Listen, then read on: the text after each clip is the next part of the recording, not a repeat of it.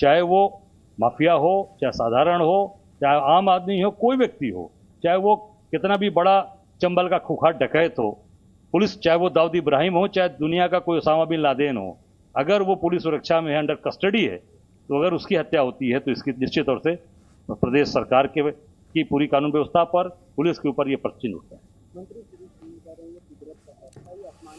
मैंने कहा कि पूरी तरीके से ये सरकार और कानून व्यवस्था के नाम पर पूरी तरीके से विफल है और कानून व्यवस्था संभाल नहीं पा रही।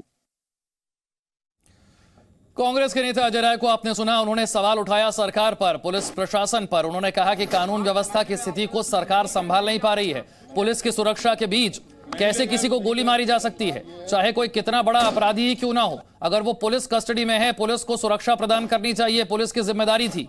ये कैसे हो गया?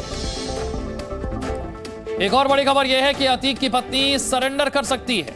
अतीक की पत्नी शाइस्ता, जानकारी यह है कि आज ही सरेंडर कर सकती है शाइस्ता। उमेश पाल हत्याकांड में फरार चल रही है इस वक्त शाइस्ता। 50,000 का इनाम है। उमेश पाल हत्याकांड में आरोपी है शाइस्ता। फरार शूटर्स के साथ उसका सीसीटीवी सामने आ चुका है, जिसमें हत्याकांड से पहले वो उन शूटर्स से मुलाकात करती नजर आती है। जैसे ही इस केस में उसे आरोपी बनाया गया, वो फरार हो गई। विशाल पांडे और जानकारी के साथ है। विशाल, शाइस्ता के सरेंडर को लेकर क्या जानकारी? आज होगा सरेंडर? देखिए विशाल, शाइस्ता के सरेंडर की सूचना कल से ही सामने आ रही है कि शाइस्ता सरेंडर कर सकती है, लेकिन अभी तक शाइस्ता ने सरेंडर नहीं किया है। असद के जनाजे में भी शाइस्ता के पहुंचने की उम्मीद थी, लेकिन शाइस्ता ने उस समय भी सरेंडर नहीं किया। और आज इस तरह की सूचनाएं आ रही हैं कि अतीक अहमद और अशरफ अहमद के पोस्टमार्टम के बाद जब इनकी डेड बॉडीज को यहां से लेकर जाया जाएगा, उसके बाद शायद शाइस्ता सरेंडर कर सकती हैं, किसी जगह पर पहुंच सकती हैं।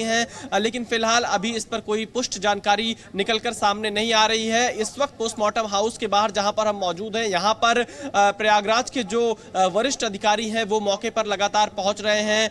पोस्टमार्टम शुरू हो चुका है। पुलिसकर्मी यहां पर भारी तादाद में हैं और तस्वीरें मैं आपको लगातार दिखा रहा हूं। ये प्रयागराज के पोस्टमार्टम हाउस के बाहर की तस्वीरें हैं। पुलिस फोर्स लगातार यहां पर मौजूद है। 2 शव वाहन अंदर उन्हें बुलाया गया है। एडीएम सिटी मौके पर पहुंचे हैं।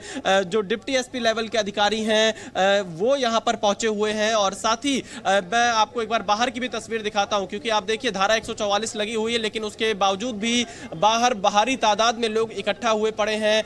ये तस्वीरें भी पोस्टमार्टम हाउस के बाहर की हैं, प्रयागराज में, जहां पर अतीक और अशरफ अहमद का शव रखा गया है, जहां पर पोस्टमार्टम चल रहा है। लगभग 2 से 3 घंटे का वक्त यहां पर और लगेगा। लेकिन फिलहाल यहां एक तरफ जहां पुलिस फोर्स की भारी तैनाती है, तो दूसरी तरफ पब्लिक भी यहां पर भारी संख्या में मौजूद दिखाई दे रही है। ऐसी स्थिति में फिलहाल पूरे प्रयागराज को तो अलर्ट मोड पर रखा ही गया। धारा 144। तो अतीक एंड कंपनी का किस तरह से गेम ओवर हो गया है, जरा इसे समझिए।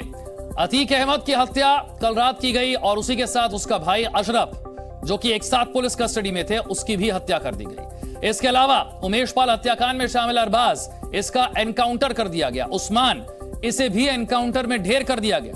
और असद, यह भी एनकाउंटर में ढेर हुआ। और असद के साथ साथ गुलाम भी एनकाउंटर में ढेर कर दिया गया। गुड्डू मुस्लिम, सूत्र बता रहे हैं कि नासिक से इसे पकड़ लिया गया है। अरमान, इसका पहले ही सरेंडर हो गया था। और साबिर, यह फरार चल रहा है। यह भी उमेश पाल हत्याकांड में आरोपी है। साबिर, यह फरार चल रहा है।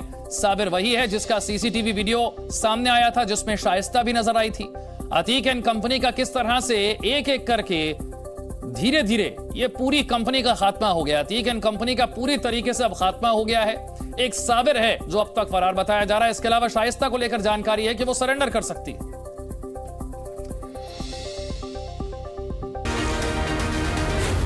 Zee News.